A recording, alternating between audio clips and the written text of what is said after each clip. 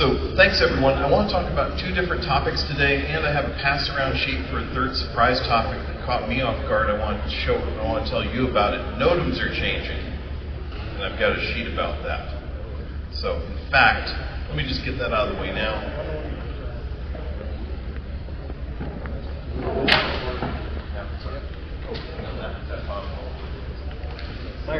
You know what to do with those. You take one, pass it around.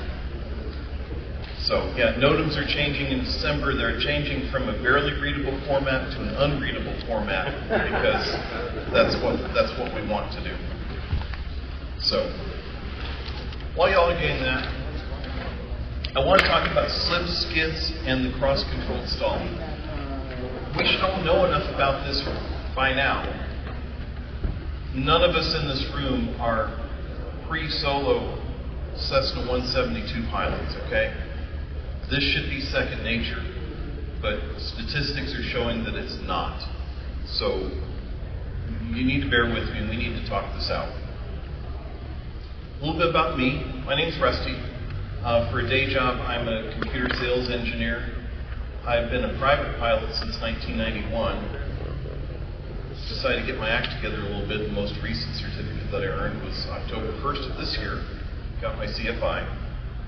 I've logged PA-32 time in every variety of the PA-32 except for the seaplane PA-32. And that began in 1991 with my dad and his turbulence that he got while I was still a student pilot. I come from a humble background, but my instructor in St. Louis thought it would be great if I did my solo the very same day that my dad did his instrument rating. So we got that, and that's my dad's Turbo Lance in the background, if you can see that tail there. I do come from humble beginnings. My grandfather, I thought I'd share this with you. I found a business card of my granddad's when I was helping clean out some stuff from my dad's desk drawer not too long ago. And yeah, located 1/2 mile east of Kingsburg on the Blacktop Road. So that's the kind of stock I hail from. We want to talk about cross-controlled stalls. Cross-controlled stalls are the prerequisite to the spin. Because the spin is stall, cross-control added to it, and now we're having a real good time. In a properly configured airplane, spins are not dangerous. We go out and do them intentionally with certain airplanes every day. But when they're close to the ground, it's going to be a bad day for you, but not for long. That's the good news. It's happening, though. This keeps happening time and time again, and the FAA wants people to stop it. Please stop it. So let's get into what's a slip versus a skid. Slipping turns, we use this every day. We use this when we're trying to lose altitude and not gain a bunch of speed. Skidding turns are the opposite. What's the difference between a slip and a skid? It's essentially where the turn vector is going. Easiest way to explain it, you put your sunglasses on the dash of the car. You turn the car. Those sunglasses are going over to the other side of the car. That's a skid. I don't have a great analogy car-wise to give you for the slip. The dynamics of car don't make for that to happen. So you put in like an icy road condition or something, it just doesn't work out. But a skid, think about your sunglasses on the dash, and away they go. That's what we're talking about. The skidding turn doesn't look like it's cross-controlled at first. That's the dangerous part of this thing. You've got this 172 in a left-hand turn, and you see that left-hand rudder there. What's the problem there? Left-hand turn, left rudder, it's all good? No. You've got too much rudder there, and the pilot here is having to start adding in right aileron to counteract the too much left rudder. Now he's cross-controlled. Just before that, before he started adding this right aileron, everything was fine. But now it's cross-controlled, and it's a skidding turn. What's happening here? low wing or high wing, what's happening is this portion of the low wing is getting blanked out by the fuselage. Now you take a skidding turn, which all in all isn't going to kill you, but you take the skidding turn and now we bring it to close to stall speed, and the low wing is going to stall first while the high wing is happily flying along. That plane's going over. And now we're into the incipient phase of a spin. How much do you need space-wise to correct an incipient phase of a spin and pull it out? 600, 1,000 feet, something like that? I think that's a reasonable, good guess. Well, if you're on base to final, maybe you've got that. Maybe not. I'm going to guess not. I'm going to say you're going to have a bad day, but not for long.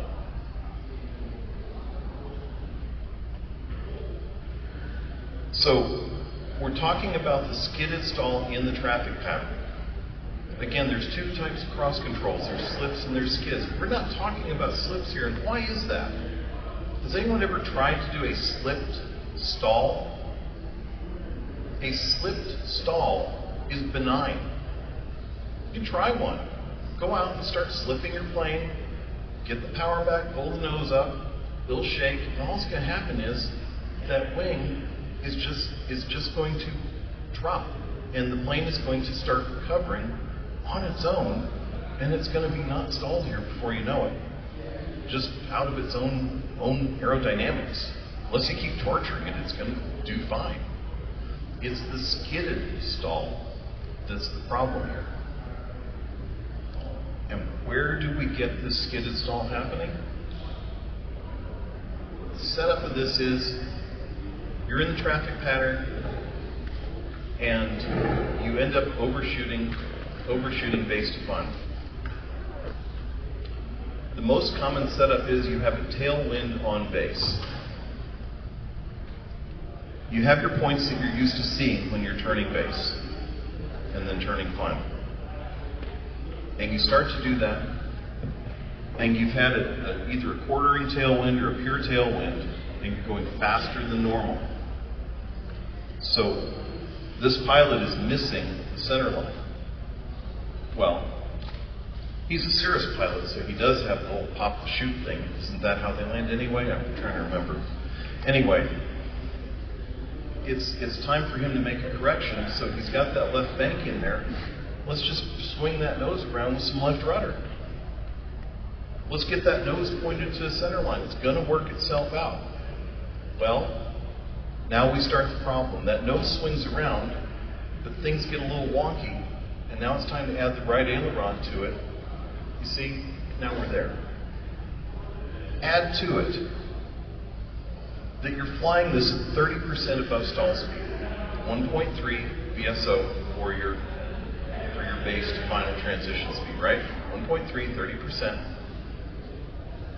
A 30-degree bank is increasing your stall speed by 15%. That's half of your safety margin that you just wrote a check for, and it's happening. You just killed half your safety margin with a 30-degree bank. Now it got worse, and we're looking at a 45 or 60-degree bank. Guess what you just did to your stall speed? You just matched it to what you're doing. Now you're stalling the airplane, and you're cross-controlled in a skid, and you're going to have a bad day, but not for long. How does a skidding stall feel?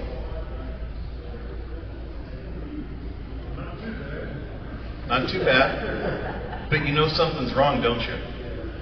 We went out and we did some this morning, and his comment to me was, I would never let my airplane be doing that. It feels awful. You know something is very, very, very wrong, but you're trying to save an approach. You don't want to pop the chute, I guess. I don't know. You're trying to save the approach.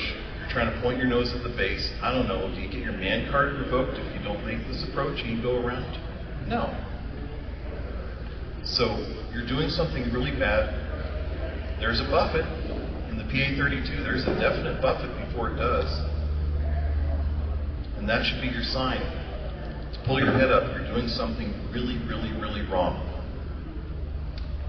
But yet, it's happening. And the FAA is keeping track of this, that it is happening. I've got some little QR codes here. There's some fun YouTube resources out here. I looked them up. You can find them also. The one on the left here is just classic. It's an airport security camera catching a small plane coming in, and you watch him, and he's coming in. He's doing a left turn, and bam, that left wing tucks under, the right wing rolls over, and he goes right into the incipient phase of the spin, and his day ended.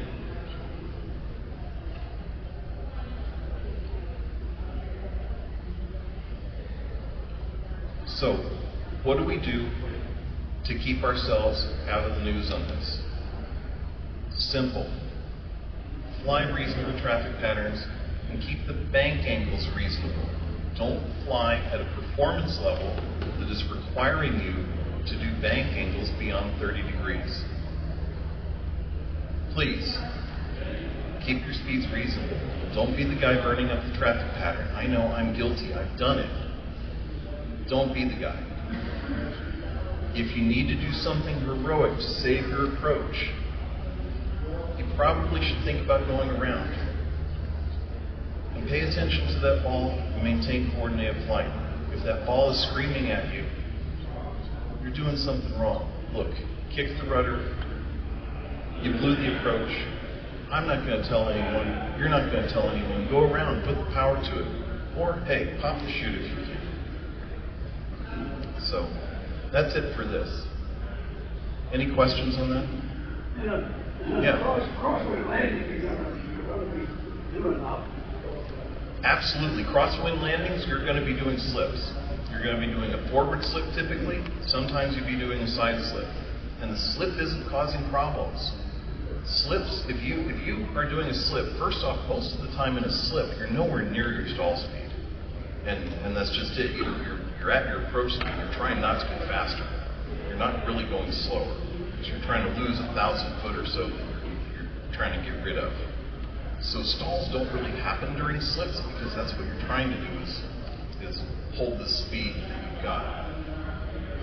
But if you do get towards a stall in a slipping configuration, it kind of fixes itself. It's the high wing that stalls and drops. And now usually it fixed itself right there. And you put a little power to it and we're good. And it becomes a complete nothing burger. So, it's the difference between a slip and a skid. It's the difference between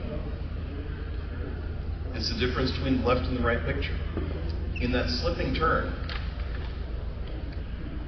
whoops, come on. This area of the high wing is what's being blanked out. This wing will stall first. This wing will fly.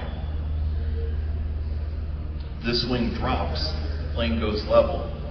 You've got a simple problem to fix. Unlike this one, where this wing stalls and drops. That one is happy and goes high. Now you've got a problem you can't fix. Well, you can give it enough altitude. This one, not dangerous. This one, dangerous. And if you've not done one, skidding turns don't feel good. They feel wrong. They're just wrong, and you feel it. And you know that it's just not right. If you haven't done one, get up with someone and do one. And start figuring it out. Don't spin your plane.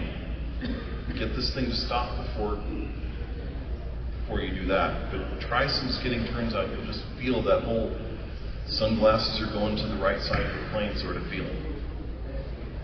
And then you'll know. So, you know what it feels like now. And it's not going to happen. But to lose altitude fast, you need to cross control.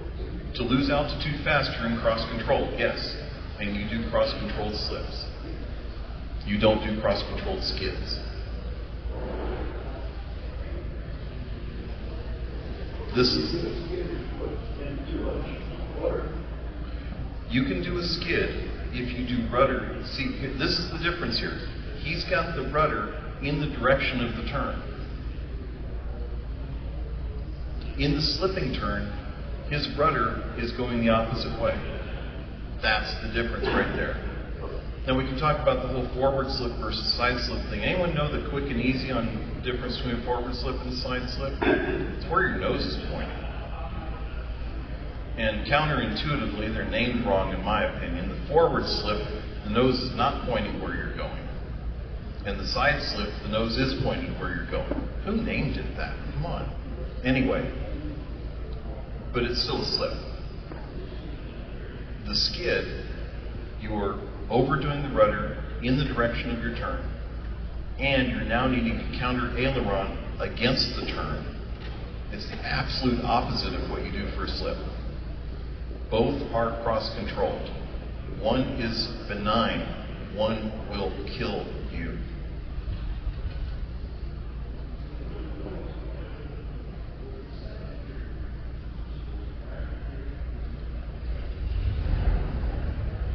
So, yeah, it's still happening to people, not daily, but it's happening enough that this has been an attention spot for the FAA to try and get this out. So, thanks for that. I want to talk next about my favorite commercial maneuver, the Power Off 180 and the PA-32.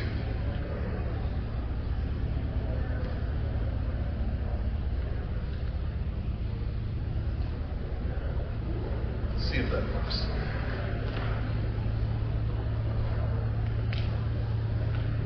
All right, it worked. So, I've coached a few people through this, and I really owe all of this to my primary instructor that taught me back in 1990. Her name was Diane. She works in the St. Louis area, and she was a tower controller at the airport that I was learning in. And Diane taught me, before I even knew what it was, she said, look, from a controller's point of view, when we want you on the ground, this is how we want you on the ground.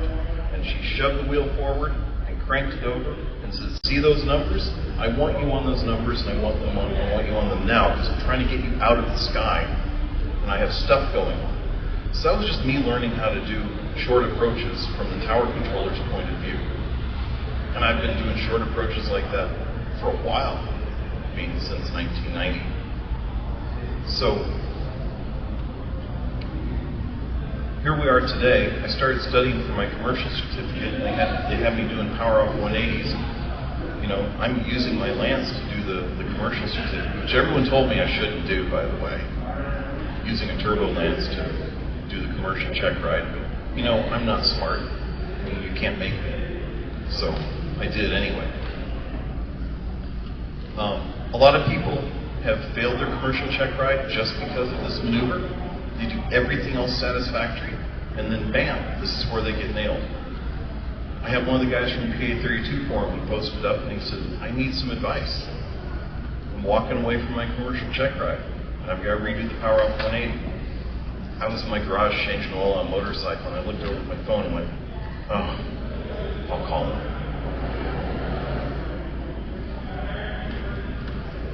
The FAA put out a great book, the AFH, and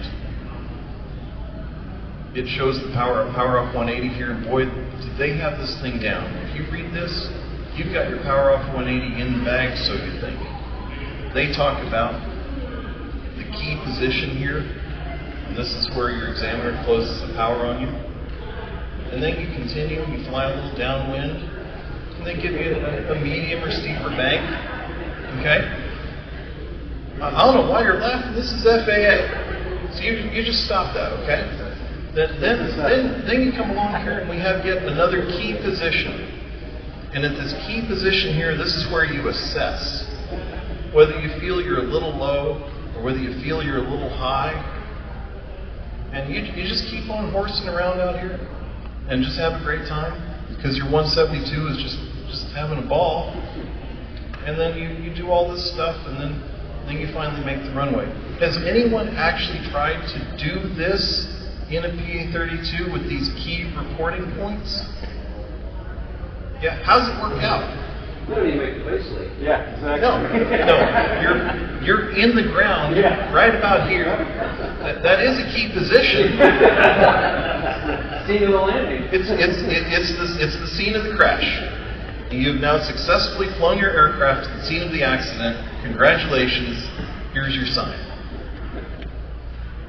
So, since this was written so well, the AOPA decided that they could do better, and they crafted this piece of wisdom. I'm not anti-AOPA, please don't get me wrong. So what I really want to do while I'm doing the Power Off 180 is I want to go through a bunch of mental math after I've had my power mill shut down. Because that's a good idea. So we need to now think, so here's the point here where he shut me down. And now I need to think about tailwinds on downwind, headwinds on base, tailwinds on base. Where's the wind coming from again? I can't, I'm sorry, I just lost an engine. I'm sweating bullets. I can't remember my name. Okay? And I'm going to do all this mental math.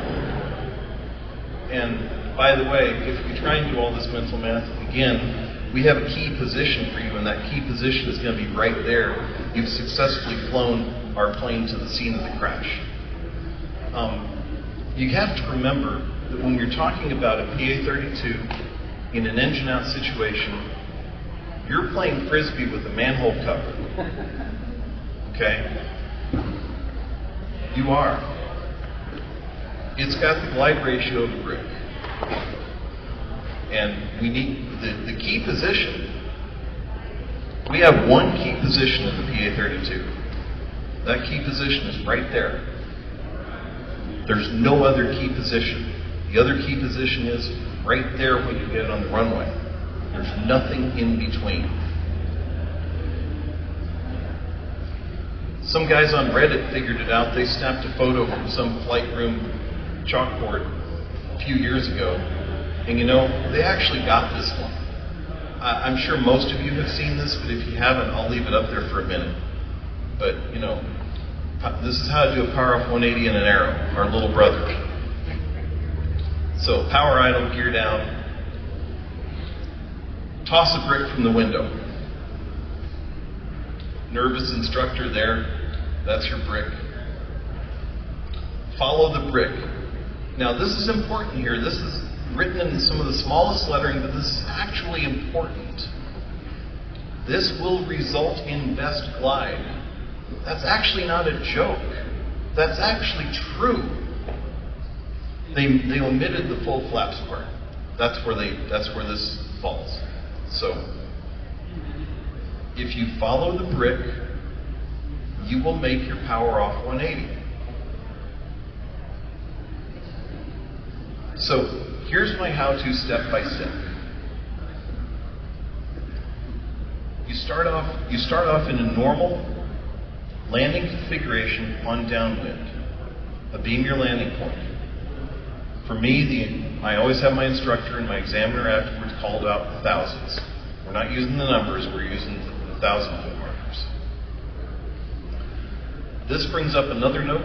1,000 foot is required for this maneuver. I learned this the hard way because I was doing practice at an airport, a rural airport that had a non-standard traffic pattern height of 800 feet. 800 feet is insufficient to complete this maneuver well. So, if you have an unusual traffic pattern height wherever you're at, adjust it. Do 1,000. I don't care what it says in the supplement. You're doing 1,000 footers today for this maneuver. The moment you get that key position, the only one, and that's when you lose your power, you should already have your first notch of flaps in, by the way, right? Because you're in landing configuration on downwind, so your gear down, your prop is forward, mixture is rich, you have one notch of flaps in. If it was a normal, you'd be turning that second notch of flaps in on base, right? You go full flaps now.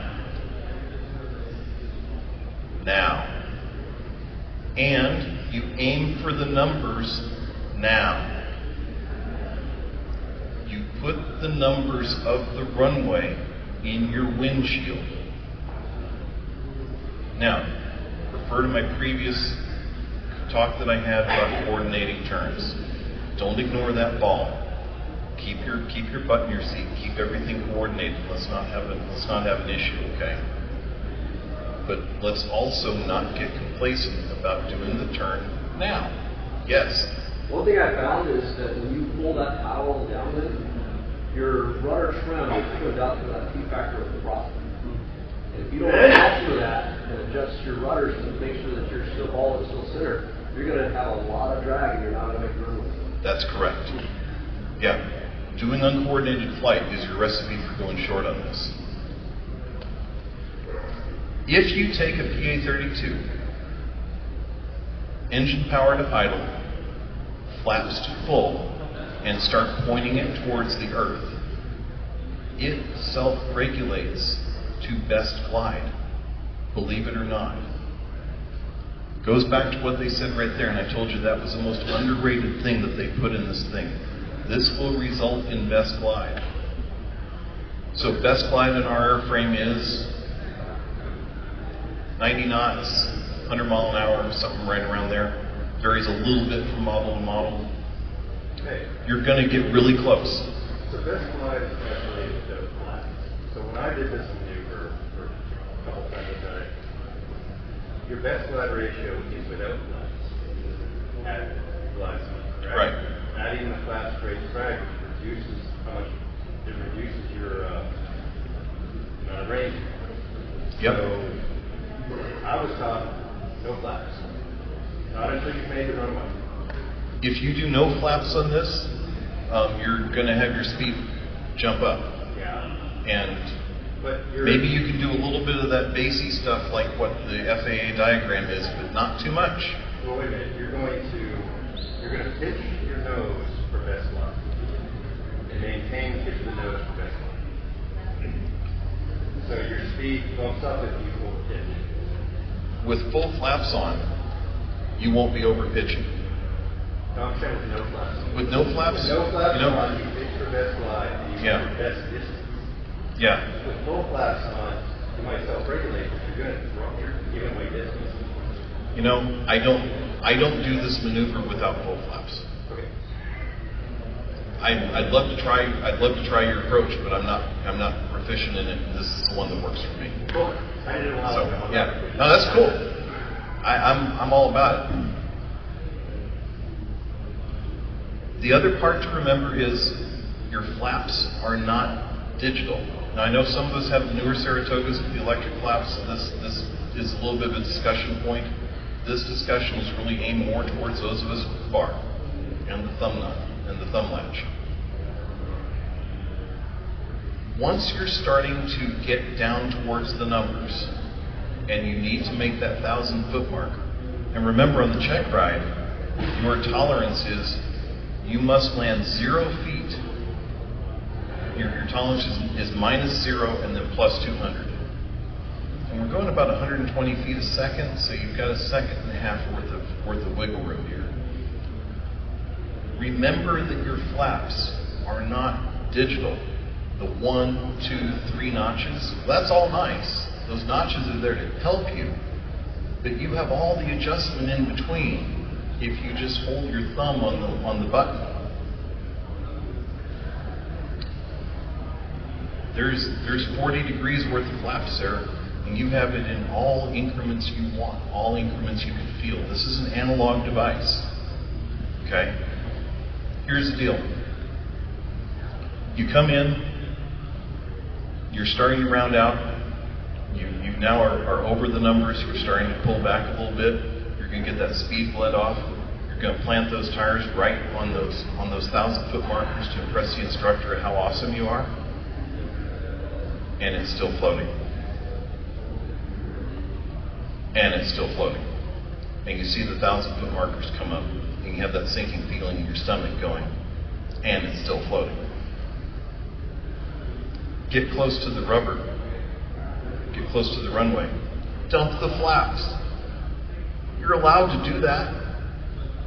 Dump the flaps. The plane will plant right where you do that. The moment you do this, it's down. So don't do that 10 feet in the air, okay? Be really, really close to the ground. But dump the flaps and dump them now. Your tires will chirp. It'll be a good firm landing, just like your soft field or your short field landings are. And your examiner will go, and you're fine. If you have the other situation, and you're at the numbers, you're rounding out, stuff is a little bit slow, and those 1,000-foot markers look like they're out there a ways, and you're not getting to them. Now you're on the risk of running that -0 violation, right? Release the flaps a little bit. I don't mean by a notch. The notch discussion's done. We're not releasing by notches. Your thumb is on the knob. Release the flaps a little. She'll run. That plane will run to the 1,000-foot markers. 2 notches might be a little too much. No, I'm not talking notches anymore. But if you just start releasing that from the 40-degree flap indication and start, 30 degrees on, I can't measure it, neither can you. But you'll feel the airframe pick up speed, and you'll make your 1,000-foot marker. I promise you. So, the person I called and said, hey, let me help you with this, I promised him, after I had a lengthy discussion with him, I went through this longer than I've gone through it with y'all here. I told him, I said, this is going to go from your most vile maneuver to the one that you enjoy the most, because you're going to get it every single time. You're going to do well. And he called me up the next day and said, I can't believe it. This is now my favorite maneuver, because every time I do it, I nail it. So, yeah, there's something to it. So, this is my approach to doing the Power Off 180 in the PA-32. Yes? Question about full flaps now, equal numbers now. So it seems like you're coming in to landing at a 90-degree angle, and you're maneuvering, turning over the numbers. You've got 180 to do. You have a 180-degree angle to do.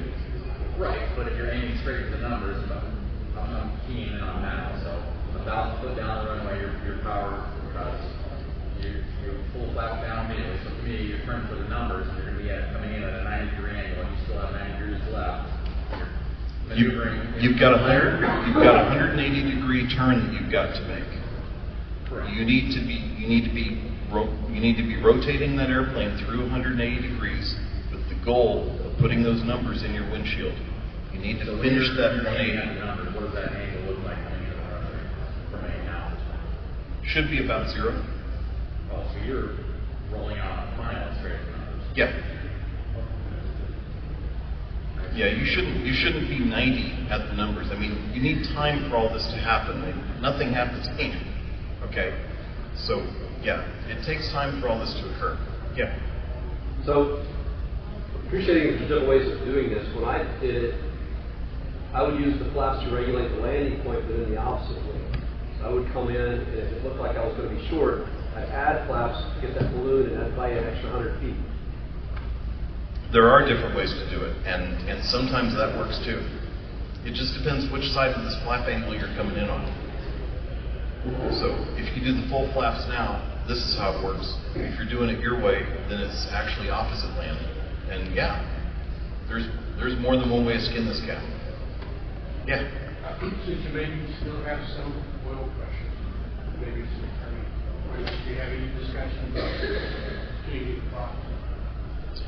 Pull to get some of that drag out of it somewhere. Drag is your friend in this case. Yeah. I'm going for a flat prop. I'm going for all the flaps I got because I'm doing an aggressive down, get this bird out of the sky maneuver. So, yeah.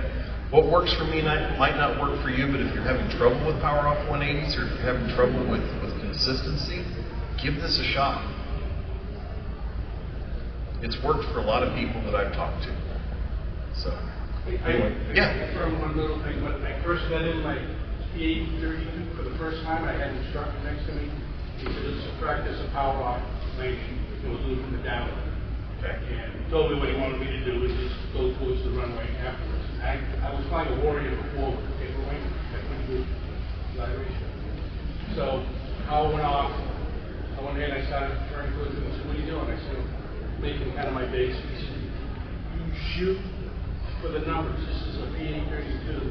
It's not going to glide with the Warrior." So it's my first lesson I learned in how quickly that thing comes down. Yep. It's nothing else.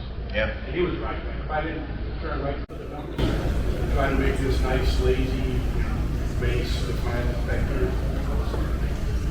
Isn't your ticket fully punched on this one yet?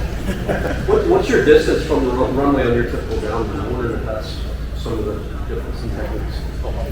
Yeah, like are you half a mile from the runway, or are you more of a mile, or how far away are you on your normal downwind? At 1,000 feet, I've got the runway numbers right at my wingtip.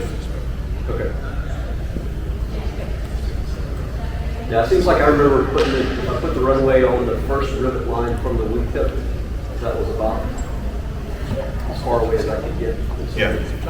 Yeah, somewhere right in that area there. A little less than that. Yeah. So, How is yeah. the commercial? What's the commercial? Is there a distance you're required to be with that offset on the downwind? No. So you pick That's your not, distance. you can pick it. Yep. Yeah. And when you're not prepared for it, the examiner pulls the power on you. You just say, "I'm sorry, I wasn't set up for this. I have no way to make that." And he'll pull his head up and go, "Huh? Okay, your airplane." So, promise you that'll happen. So, all right. Hey, thank you very much. I appreciate your time and attention.